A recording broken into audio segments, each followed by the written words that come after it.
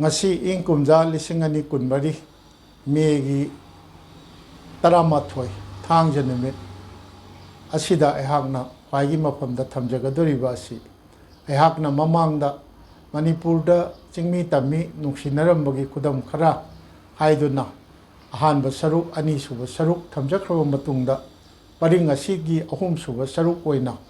1940s gi matamda late 40s gi matamda Calcutta da mahimasin tamduna leramba Manipur gi maitai amasung chingmi machasing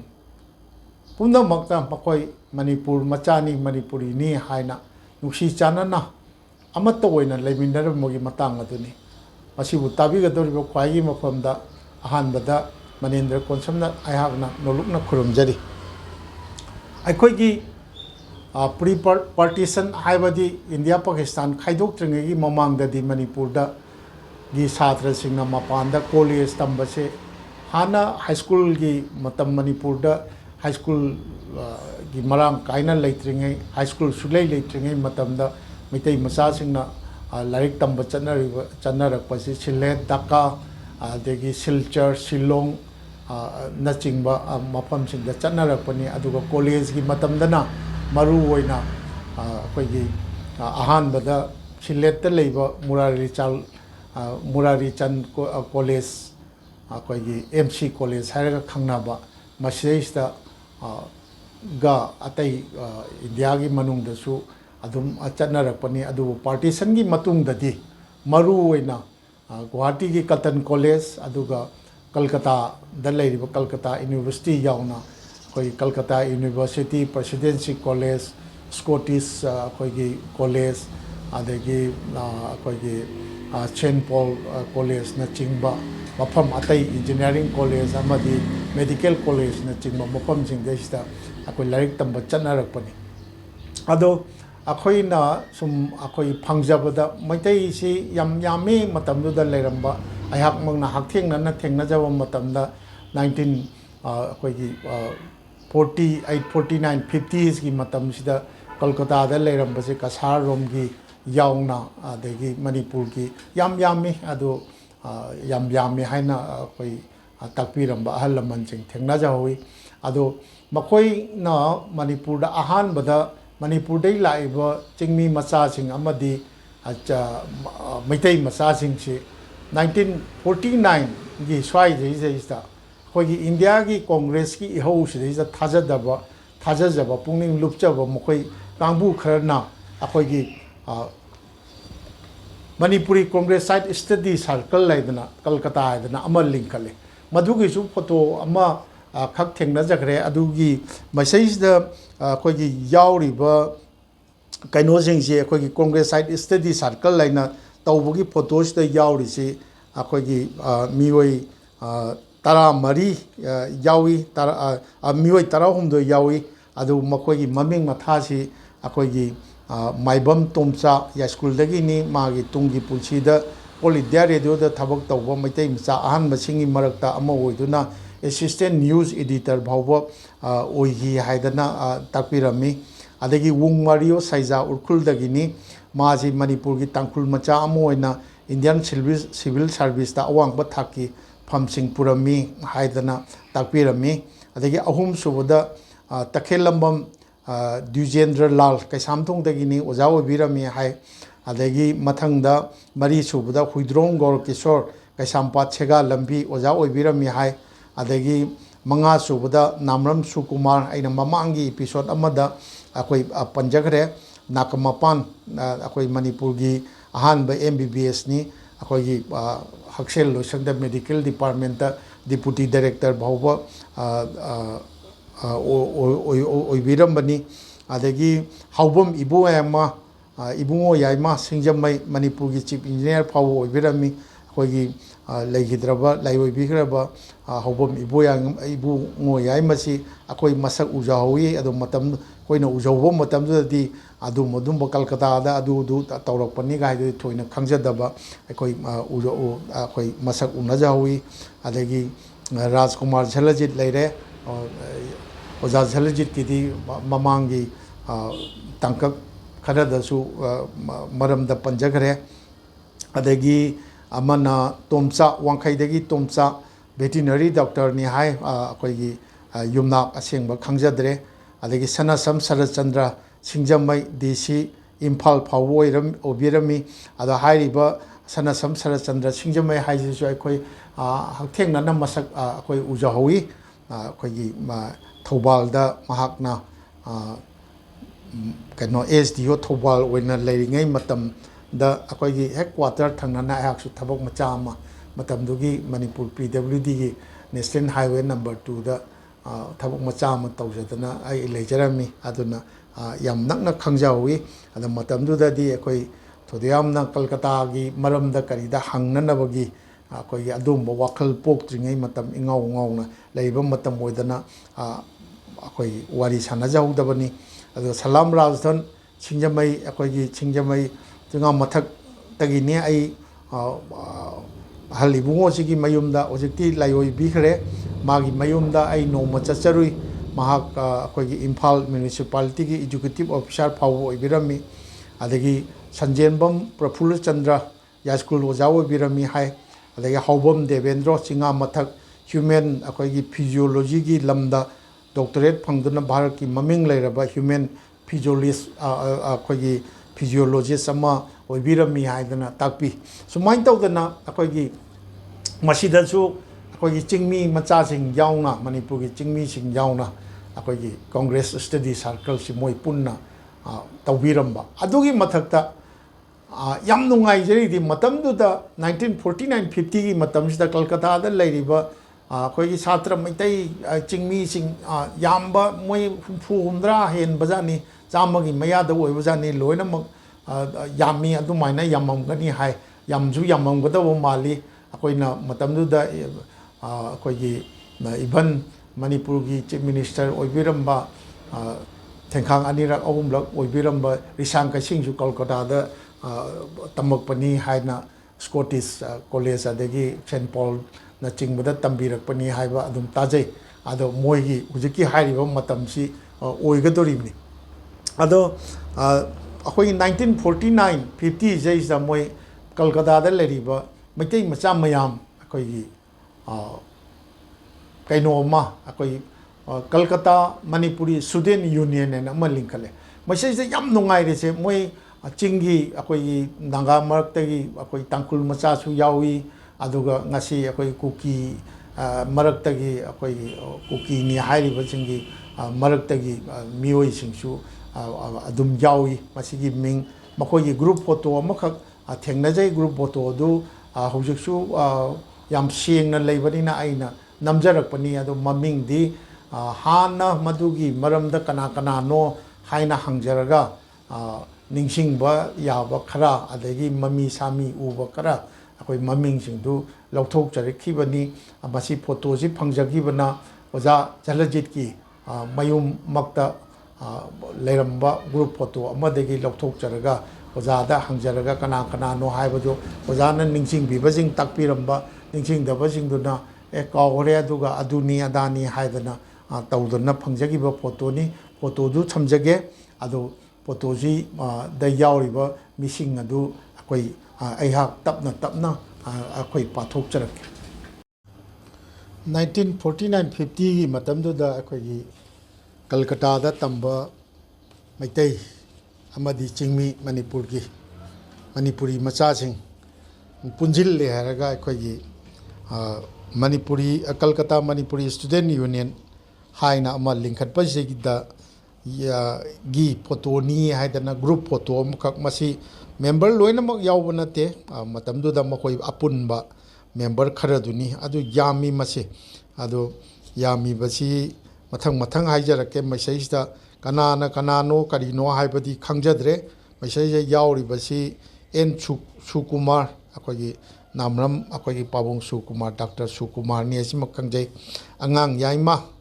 adagi ke nimai S Sarachandra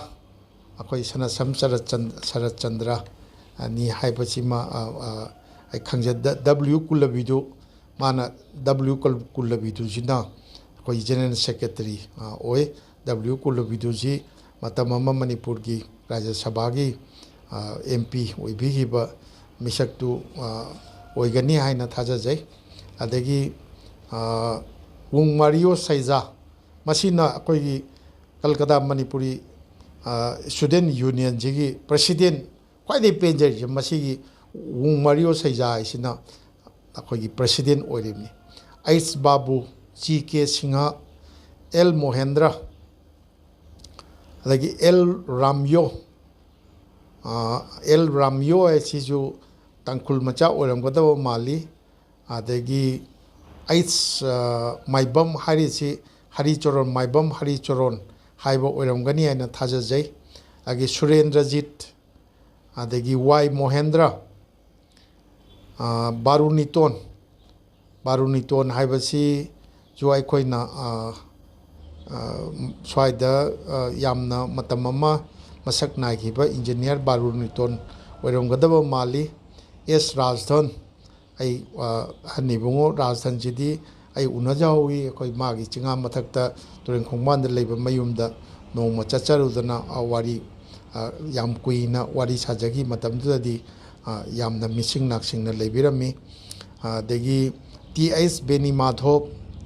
Y Radheshyam S Bedajit L Bijoy Thianlam हाइबसी Kuki group की अखोइ खोंजाई कांगबुगी मी मा ओइबताई ओइगनी अदे के S युमजाओ P Lalmani अदगी Brajkishore रोचुंगा हाइबसी जो अखोइ cookie group की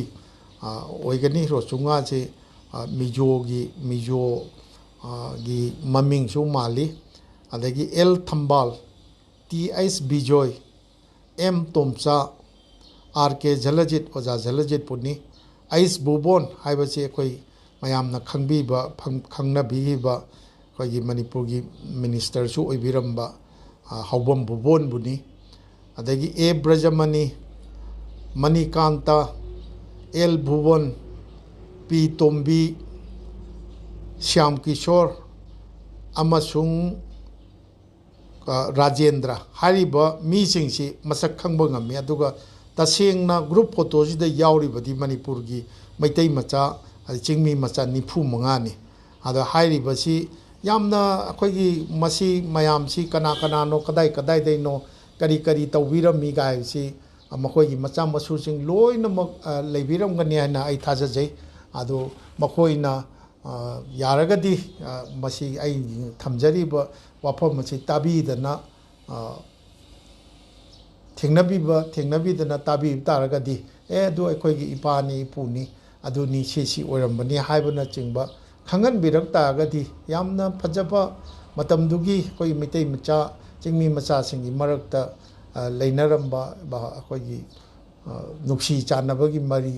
अमा ता याम तसेंगना सागतपदा यामना मतेंग ओइगनेना खंजै अदुगा अदुंबा मियोइसिंदुगी रेकॉर्डसु अखोइ थंबम खंगना रेकॉर्ड अमा कदाइदो मो अमदी अखोइ थंबम थोपरा हाइनासु अमा आई खंजै अदा मसी थंबमसु थोइना खंजै अखोइगिदि हौजिक चही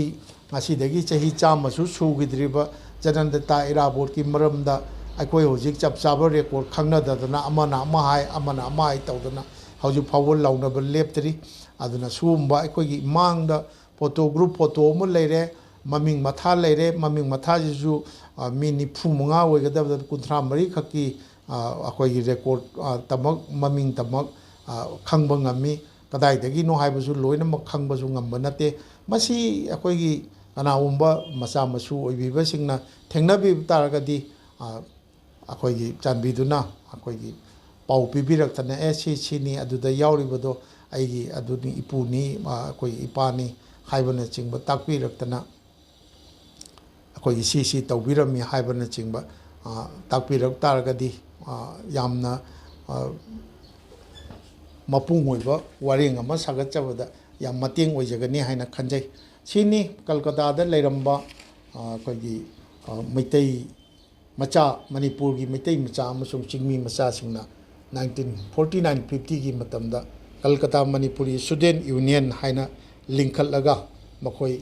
लेरंबा याम लिंगना कोई मणिपुर मचानी हाइदना मणिपुरी नी हाइना अमतना ओइना लेरंबगी खुदम ꯃꯁꯤꯒꯤ ꯃꯊꯪꯗ ꯑꯩꯅ ꯊꯝꯖꯒꯗꯧꯔꯤꯕ ꯑꯩꯍꯥꯛꯅ ꯊꯝꯖꯒꯗꯧꯔꯤꯕꯁꯤꯅ 1954ꯗ ꯔꯦꯀꯣꯔꯗ ꯑꯣꯏꯅ ꯆꯩꯊꯥꯔꯣꯟ ꯀꯨꯝꯕꯥꯕ ꯑꯃꯗꯤ ꯑꯩꯈꯣꯏꯒꯤ ꯑꯇꯩ ꯂꯥꯏꯔꯤꯛꯁꯤꯡꯗ ꯔꯦꯀꯣꯔꯗ ꯑꯣꯏꯅ ꯐꯪꯖꯕ ꯊꯧꯗꯣꯛ ꯑꯅꯤꯈꯛꯅꯤ ꯃꯗꯨꯒꯤ ꯊꯧꯗꯣꯛꯇꯨꯅꯁꯨ ꯑꯩꯈꯣꯏꯒꯤ ꯃꯅꯤꯄꯨꯔꯒꯤꯗꯃꯛꯇ ꯆꯤꯡꯃꯤꯒ ꯇꯝꯃꯤꯒ ꯄꯨꯟꯅ ꯄꯣꯂꯤꯇꯤꯁꯤꯌꯥꯟ ꯃꯁꯦꯟꯕꯨ ꯑꯣꯏꯕ ꯇꯥꯔꯒꯁꯨ ꯔꯥꯖꯅꯤꯇꯤ ꯋꯥꯂꯥ ꯃꯁꯦꯟꯕꯨ ꯑꯣꯏ ꯇꯥꯔꯒꯁꯨ ꯑꯩꯈꯣꯏꯒꯤ ꯁꯥꯇ꯭ꯔꯕꯨ ꯑꯣꯏ ꯇꯥꯔꯁꯨ ꯃꯈꯣꯏ ꯑꯃꯠꯇ ꯑꯣꯏꯅ ꯄꯨꯟꯅ ꯆꯤꯡꯃꯤ ꯇꯝꯃꯤ ꯄꯨꯟꯅ ꯃꯅꯤꯄꯨꯔꯒꯤꯗꯃꯛꯇ ꯌꯥꯏꯐꯅꯕꯒꯤꯗꯃꯛꯇ ꯍꯣꯠꯅꯃꯤꯟꯅꯔꯝꯃꯤ ꯍꯥꯏꯕ ꯑꯔꯥꯕ ꯈꯨꯗꯝ ꯑꯣꯏꯕ ꯌꯥꯕ ꯋꯥꯐꯝ ꯑꯅꯤꯈꯛꯅꯤ ꯋꯥꯐꯝ ꯑꯅꯤꯃꯛ ꯊꯧꯗꯣꯛ ꯑꯅꯤꯃꯛ 1954ꯒꯤ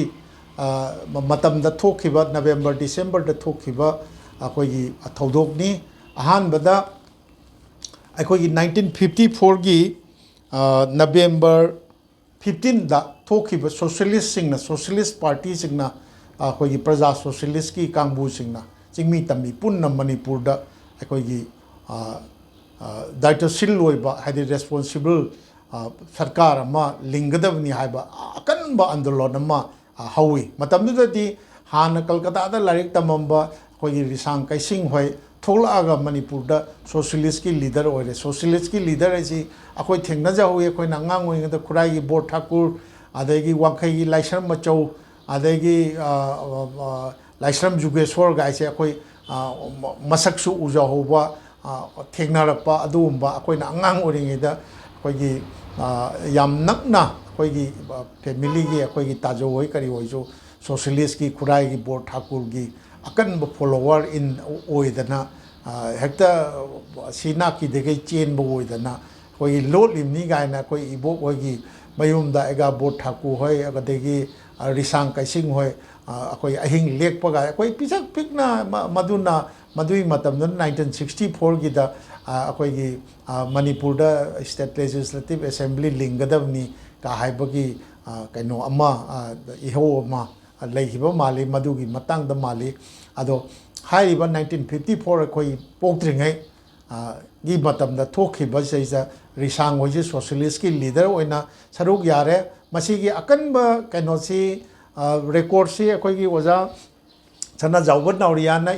ꯏꯕꯤꯔꯝꯕ ꯂꯥꯏꯔꯤꯛꯇꯁꯨ ꯃꯁꯤꯒꯤ ꯔꯦꯀꯣꯔꯠ ꯊꯦꯡꯅꯖꯩ ꯑꯗꯨꯒ ꯃꯔꯨꯑꯣꯏꯅ ꯑꯩꯅ ꯄꯟꯖꯅꯤꯡꯉꯤꯗꯤ ꯃꯁꯤꯁꯤꯗ ꯑꯩꯈꯣꯏꯒꯤ ꯀꯨꯝꯕꯥꯕꯗ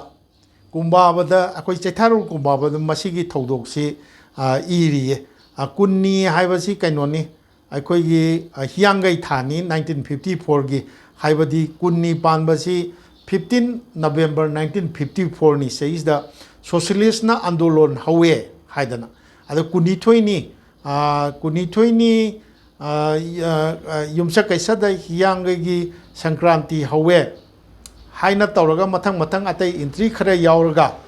ꯑꯩꯈꯣꯏꯒꯤ ꯑꯟꯗꯣꯂꯟꯗ ꯁꯦꯀ꯭ꯔꯦꯇꯔꯤ ꯑꯣꯐꯤꯁꯇ ꯍꯥꯎ ꯔꯤꯁꯥꯡꯅ ꯆꯤꯡꯕ ꯗꯥꯔꯨꯒ ꯁꯤꯐꯥꯏꯅ ꯏꯁꯤꯡꯗ ꯊꯥꯗꯗꯨꯅ ꯈꯔ ꯁꯣꯛꯑꯦ ꯍꯥꯏꯗꯅ ꯑꯩꯈꯣꯏ ꯔꯤꯁꯥꯡ ꯍꯣꯏꯁꯤ ꯂꯤꯗꯔ ꯑꯃ ꯑꯣꯏꯅ ꯆꯤꯡꯒꯤ ꯑꯣꯏꯖꯔꯁꯨ ꯃꯅꯤꯄꯨꯔꯒꯤ ꯁꯣꯁꯤꯌꯦꯂꯤꯁ ꯄꯥꯔꯇꯤꯒꯤ ꯂꯤꯗꯔ ꯑꯃ ꯑꯣꯏꯅ ꯃꯈꯣꯏ ꯀꯩꯅꯣ ꯇꯧꯗꯅ ꯑꯩꯈꯣꯏꯒꯤ ꯊꯅꯥꯒ ꯃꯨꯛꯅꯗꯅ ꯀꯩꯗꯧꯗꯅ ꯐꯨꯅꯗꯅ ꯑꯁꯣꯛ ꯑꯄꯟ ꯅꯪꯈꯤꯕꯒꯤ ꯌꯥꯝ ꯑꯀꯟꯕꯅꯤ ꯀꯨꯝꯕꯥꯕꯗꯗꯤ ꯈꯖꯤꯛꯇꯅꯤ ꯑꯩꯈꯣꯏꯒꯤ ꯄꯟꯕꯤꯔꯝꯃꯤꯕ ꯃꯁꯤꯒꯤ ꯔꯦꯀꯣꯔꯠꯁꯦ ꯃꯁꯤꯃ ꯄꯜꯂꯦ ꯃꯁꯤꯅꯁꯨ ꯑꯗꯨꯝ ꯃꯅꯤꯄꯨꯔ ꯃꯇꯝꯗꯨꯒꯤ ꯃꯅꯤꯄꯨꯔꯗ ꯂꯩꯔꯝꯕ ꯑꯩꯈꯣꯏꯒꯤ ꯔꯥꯖꯅꯤꯇꯤ ꯋꯥꯂꯥ ꯁꯣꯁꯤꯌꯦꯂꯤꯁꯀꯤ ꯑꯣꯏꯇꯥꯔꯁꯨ ꯆꯤꯡꯃꯤ ꯇꯝꯃꯤ ꯑꯗꯩ ꯀꯣꯡꯒ꯭ꯔꯦꯁꯀꯤꯁꯨ ꯑꯣꯏꯔꯝ ꯇꯥꯏ ꯀꯣꯡꯒ꯭ꯔꯦꯁꯀꯤ ꯁꯔꯀꯥꯔ ꯄꯥꯜꯂꯤꯕ ꯑꯇꯩꯁꯨ ꯃꯈꯣꯏ ꯆꯤꯡꯃꯤ ꯇꯝꯃꯤ ꯑꯃꯠꯇ ꯑꯣꯏꯅ ꯇꯧꯔꯝ ꯇꯥꯏ ꯑꯗꯣ ꯃꯇꯝꯗꯨꯒꯤ ꯁꯣꯁꯤꯌꯦꯂꯤꯁ ꯄꯥꯔꯇꯤꯗ ꯆꯤꯡꯒꯤ ꯃꯤꯒ ꯇꯝꯄꯥꯛꯀꯤ ꯃꯤꯒ ꯑꯩꯈꯣꯏꯒꯤ ꯄꯣꯂꯤꯇꯤꯀꯦꯜ ꯂꯤꯗꯔꯁꯤꯡꯗꯣ ꯑꯃꯠꯇ ꯑꯣꯏꯅ ꯃꯅꯤꯄꯨꯔꯒꯤ ꯌꯥꯏꯐꯅꯕꯒꯤꯗꯃꯛꯇ ꯑꯩꯈꯣꯏ ꯑꯟꯗꯣꯂꯟꯒꯁꯤ ꯑꯩꯈꯣꯏꯒꯤ ꯆꯪꯃꯤꯟꯅꯔꯝꯕꯒꯤ ꯔꯦꯀꯣꯔꯠꯁꯤ ꯐꯪꯖꯩ ꯃꯁꯤꯁꯨ ꯌꯥꯝꯅ ꯅꯨꯡꯁꯤꯅꯤꯡꯉꯥꯏ ꯑꯣꯏꯕ ꯍꯥꯏꯗꯤ ꯆꯤꯡꯃꯤ ꯇꯝꯃꯤ ꯑꯃꯠꯇ ꯑꯣꯏꯅ ꯂꯩꯔꯝꯃꯤ ꯍꯥꯏꯕꯁꯤꯒꯤ ꯃꯌꯦꯛ ꯂꯥꯔꯕ ꯈꯨꯗꯝ ꯑꯃꯅꯤ ꯑꯗꯨꯒꯤ ꯃꯇꯨꯡꯗ 1994ꯒꯤ ꯁꯦꯝ ꯅꯕꯦꯝꯕꯔ ꯅꯨꯃꯤꯠ 5ꯅꯤ 10ꯅꯤ ꯈꯛꯇꯪ ꯅꯨꯃꯤꯠ ꯊꯥ ꯃꯈꯥꯏ ꯐꯕꯥꯠꯇꯅ ꯅꯨꯃꯤꯠ 14ꯅꯤꯒꯤ ꯃꯇꯨꯡꯗ ꯑꯩꯈꯣꯏꯒꯤ ꯃꯇꯝꯗꯨꯗ ꯑꯩꯈꯣꯏꯒꯤ ꯗꯤ ꯑꯦꯝ ꯀꯣꯂꯦꯖꯗ ꯒꯤ ꯄ꯭ꯔꯤꯟꯁꯤꯄꯥꯜ ꯑꯣꯏꯕꯤꯔꯝꯕꯁꯤ ꯗꯤ ꯑꯦꯝ ꯀꯣꯂꯦꯖꯒꯤ 3ꯁꯨꯕ ꯄ꯭ꯔꯤꯟꯁꯤꯄꯥꯜ ꯑꯣꯏꯅ ꯑꯣꯏꯕꯤꯔꯝꯕꯁꯤ S.N. ꯆꯦꯇꯔꯖꯤ ꯀꯧꯕ ꯅꯨꯄꯥ ꯑꯃꯅ ꯑꯩꯈꯣꯏꯒꯤ ꯄ꯭ꯔꯤꯟꯁꯤꯄꯥꯜ ꯑꯣꯏꯕꯤꯔꯝꯃꯤ ꯃꯇꯝꯗꯨꯒꯤ ꯗꯤ ꯑꯦꯝ ꯀꯣꯂꯦꯖ 1946ꯇꯒꯤ ꯂꯤꯡꯈꯠꯂꯛꯄ ꯗꯤ ꯑꯦꯝ ꯀꯣꯂꯦꯖꯁꯤ ꯃꯊꯪ principal mamangda manga legraba matungda akogi taruk suba principal SN Chatterjee masigi andolonji SN Chatterjee longthokadabani haiba akanba Manipur pumbagi haije Imphal manungda koi Johnson leire adagi Surasan High School leire adagi Tomishna leire adu natana atai yamna school ga college ga lei yamna leiba matam natri DM college gi S principal obiramba SN Chatterjee asia lokthokadobagi akanba satra singna high school gi satra sing yauna hogriba hadi akoi DM Johnson high school gi satra sing adagi atai gi anakpa Tomishna adagi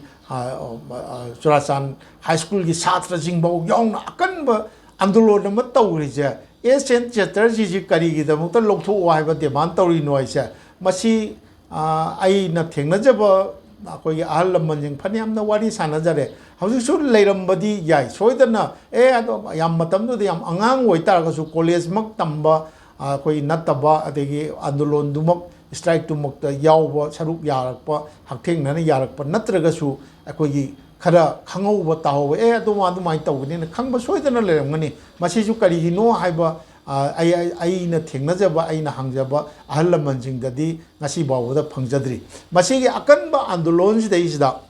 chaitharol kumba bada amu akoi entry ma yauri masi yam nungsibani akoi oja lagidraba arambam somarendra moiji Johnstone school gi satra woina high school gi satra woina saru yai ma thongdagi thada biramba akoi yam kanna akoi kanna dana layeng dana leiba agi thana phaba jail da leibaga yawi ado hairi baise isda 29 akoi gi November 29 1954 gi chaitharon kumbabada akoi entry ma yauri poinu thadi iraina halle poinu thadi iraina halle adu numita poinu thadi iraina halle hari basi akoi gi tang kunmanga oidoini 25 akoi gi November oidorimni aduga adu numita satra macha kunthra manga advisor office ta daruga sipaina wakok na phuduna soe moi hana satra singi ihauja DM college gi haureiba ihausida punna akoi gi Manipur gi haujil aba yauksil agani masaida yauri si adu numita satra macha kunthra manga advisor office ta daruga sipaina wakok na phuduna soe yamna thina soktuna doctor da thame marini panba haibadi hujiki poinu thagi marini panba ningthogaba numit haidi 29 November 1954 se andolon gi mi Samarendra na chingba hairi se akoi gi kainoni akoi gi arambam oja Samarendra ni matamduda moiji Johnson high school da tammiba satrani mahiroi ni moiju yoksil laimni ado Samarendra chingba satra macha ahum bariga thana sipaina phaduna jail da thami mapanni thangjada mapanni haisina amu tang kaino oira ani November January oira ani November da numit humni leiraba matungda November loira akoi kunthra mathoi adu numit nini leirakanda kaino loire adu itardi mapanni di akoi gi December gi tang kainogumba tang tara oiba tai aduna mapanni thangjada andolon gi mi kun hau kun mafam marum thanana phajinki mapanni thangjada andolon gi mi kun hau kun marum thanana phajinki je hau kun marum aije mi kun andolon gi mi kun na chhatra jing ngaktani adagi hau kun haije chingmi satra kunni masini aduna Manipur da akoi gi satra jingi Manipur gi college gi phananabagi damakta adagi DM college gi principal SN Chatterjee bu loktho haibagi akoi gi strike tawbase is punna matamdu da chingmi kun akoi gi andolon gi mi maitai kun ga haiji kun moi satra kun hadi kaya yam grabno hadi amat tawoida akoi thodang yaminarami haiba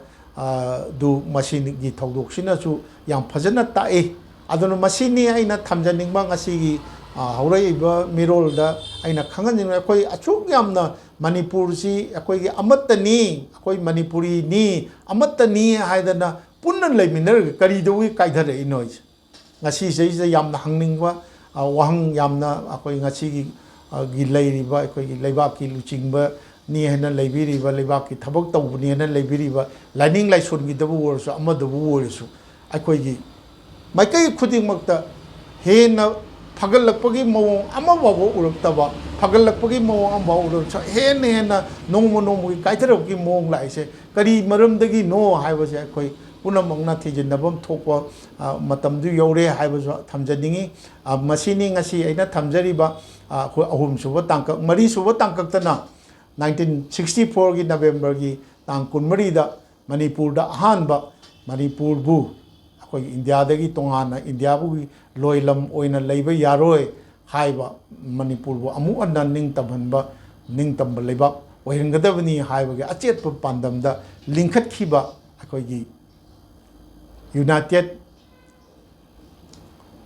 national liberation front UNLF ꯍꯥꯏꯕ ꯃꯅꯤꯄꯨꯔꯒꯤ ꯑꯍꯥꯟꯕ ꯈꯨꯠꯂꯥꯏ ꯄꯥꯏꯕ revolutionary ꯂꯥꯜꯍꯧꯂꯨꯞ ꯀꯥꯡꯕꯨꯁꯤꯒꯤ ꯂꯤꯡꯈꯠꯄꯗ ꯑꯩꯈꯣꯏꯒꯤ ꯆꯤꯡꯃꯤ ꯃꯆꯥꯁꯤꯡꯅ ꯅꯥꯒꯥꯒ ꯀꯨꯀꯤ ꯁꯥꯏꯠꯀꯤ ꯃꯤꯒꯅ ꯑꯩꯈꯣꯏꯒꯤ president ꯑꯃꯗꯤ secretary ꯑꯩꯈꯣꯏꯒꯤ ꯚꯥꯏꯁ ꯄ꯭ꯔꯁꯤꯗꯦꯟ ꯑꯣꯏꯔꯒ ꯃꯩꯇꯩ ꯃꯆꯥꯅ ꯖꯦꯅꯔꯦꯜ ꯁꯦꯀ꯭ꯔꯦꯇꯔꯤ ꯑꯣꯏꯅ ꯍꯧꯔꯛꯈꯤꯕ ꯑꯃꯁꯨꯡ ꯃꯇꯝꯗꯨꯗ ꯑꯩꯈꯣꯏꯒꯤ ꯑꯣꯖꯥ ꯖꯦꯅꯔꯦꯜ ꯁꯦꯀ꯭ꯔꯦꯇꯔꯤ ꯑꯣꯏꯈꯤꯕ ꯀꯣꯟꯅ ꯄ꯭ꯔꯁꯤꯗꯦꯟ ꯑꯣꯏꯕꯤꯈꯤꯕ ꯃꯅꯤꯄꯨꯔꯒꯤꯗꯃꯛꯇ ꯊꯋꯥꯏ ꯀꯠꯄꯤꯈꯤꯕ ꯑꯣꯖꯥ ꯑꯔꯥꯝꯕꯝ ꯁꯃꯔꯦꯟꯗ꯭ꯔ ꯁꯤꯡꯍꯅ ꯌꯥꯝ ꯅꯨꯡꯁꯤꯅ ꯃꯇꯝꯗꯨꯒꯤ UNLFꯀꯤ ꯑꯩꯈꯣꯏꯒꯤ ꯚꯥꯏꯁ ꯄ꯭ꯔꯁꯤꯗꯦꯟ ꯊꯥꯡꯀꯣꯄꯥꯎ ꯁꯤꯡꯁꯤꯠ ꯍꯥꯏꯔꯤꯕꯁꯤꯒꯤ ꯃꯌꯨꯝ ꯃꯥꯒꯤ ꯕꯔꯃꯥꯗꯒꯤ ꯂꯥꯛꯄ ꯑꯩꯈꯣꯏꯒꯤ ꯃꯅꯤꯄꯨꯔ ꯃꯅꯨꯡꯗ ꯂꯥꯛꯑꯒ ꯌꯨꯝ ꯁꯥꯗꯅ ꯑꯊꯥꯞꯄ ꯑꯩꯈꯣꯏ ꯏꯝꯐꯥꯜ ꯇꯨꯔꯦꯜ ꯃꯔꯤꯟꯗ ꯑꯩꯈꯣꯏꯒꯤ ꯌꯥꯝ ꯂꯥꯞꯅ ꯂꯩꯕ ꯃꯐꯝ ꯑꯃꯗ ꯆꯠꯃꯤꯟꯅꯔꯨꯔꯒ ꯎꯅꯕ ꯃꯗꯩꯗ ꯑꯣꯖꯥ ꯁꯃꯔꯦꯟꯗ꯭ꯔꯅ ꯆꯤꯡꯒꯤ ꯃꯤꯁꯤꯡꯕꯨ ꯀꯌꯥꯃꯨꯛ ꯌꯥꯝꯅ ꯅꯨꯡꯁꯤꯅ ꯎꯔꯝꯕ ꯍꯥꯏꯕ ꯌꯦꯡꯕꯤꯔꯝꯕ ꯈꯜꯂꯝꯕ ꯍꯥꯏꯕꯗꯨꯒꯤ ꯋꯥꯐꯝ ꯌꯥꯝ ꯃꯌꯦꯛ ꯁꯦꯡꯅ ꯇꯥꯛꯄꯤꯔꯝꯕ ꯑꯩꯈꯣꯏꯒꯤ ꯏꯝꯐꯥꯜ ꯇꯨꯔꯦꯜ ꯃꯔꯤꯟꯗ ꯍꯥꯏꯗꯅ ꯑꯣꯖꯥ ꯁꯃꯔꯦꯟꯗ꯭ꯔꯅ ꯏꯕꯤꯔꯝꯕ ꯂꯝꯀꯣꯏ ꯋꯥꯔꯤ ꯃꯇꯦꯛ ꯍꯥꯏꯇꯥꯔꯦ ꯑꯩꯈꯣꯏ ꯋꯥꯔꯤ ꯃꯆꯥ ꯍꯥꯏꯕꯗꯤ ꯌꯥꯗ꯭ꯔꯦ ꯌꯥꯝ ꯅꯨꯡꯁꯤꯕ ꯋꯥꯔꯤ ꯃꯆꯥꯗꯨꯒꯤ ꯃꯇꯦꯛ ꯂꯝꯀꯣꯏ ꯋꯥꯔꯤꯗꯨꯒꯤ ꯃꯇꯦꯛ ꯄꯟꯖꯔꯒ ꯃꯔꯤꯁꯨꯕ ꯆꯠꯊꯖꯔꯛꯏꯕ ꯑꯩꯈꯣꯏꯒꯤ ꯆꯤꯡꯃꯤ ꯇꯝꯃꯤ ꯅꯨꯡꯁꯤꯅꯔꯝꯕꯒꯤ ꯈꯨꯗꯝ ꯈꯔ ꯍꯥꯏꯕꯁꯤꯒꯤ ꯑꯔꯣꯏꯕ ꯃꯔꯤꯁꯨꯕ ꯁꯔꯨꯛ ꯑꯣꯏꯅ ꯊꯝꯖꯒꯦ ꯉꯁꯤꯒꯤ ꯑꯍꯨꯝꯁꯨꯕ ꯁꯔꯨꯛ ꯑꯩꯈꯣꯏꯒꯤ Manipur Calcutta Manipuri Students Union 1949-50ꯒꯤ ꯃꯇꯥꯡꯗ ꯊꯝꯖꯕ ꯑꯁꯤ ꯃꯇꯥꯡ ꯑꯁꯤꯗ ꯂꯣꯏꯁꯤꯟꯖꯒꯦ ꯇꯥꯕꯤꯔꯤꯕ ꯈ꯭ꯋꯥꯏꯕꯨ ꯑꯃꯨꯛꯀꯁꯨ ꯍꯟꯅ ꯃꯅꯤꯟꯗ꯭ꯔ ꯀꯣꯟꯁꯝ ꯑꯩꯍꯥꯛꯅ ꯈꯨꯔꯨꯝꯖꯔꯤ